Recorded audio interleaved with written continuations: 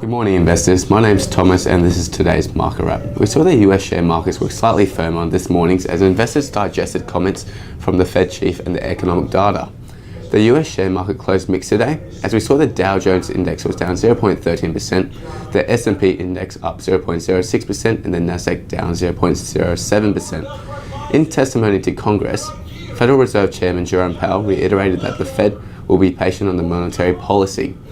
Powell mentioned the importance of the inflation expectations in guiding policy.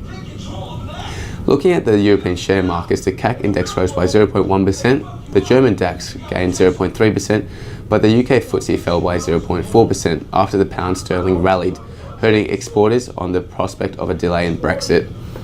Global oil prices were mixed on this morning. Investors mulled the possible options available to the US to push down the oil prices. Reuters quoted an OPEC source saying that the oil cartel will continue its policy of restricting global oil supplies. Brent crude oil rose by 0.7% and the US oil NYMEX rose by 0.4%. Currently we see the $1 Australian dollar trade to the 71 cents US dollar.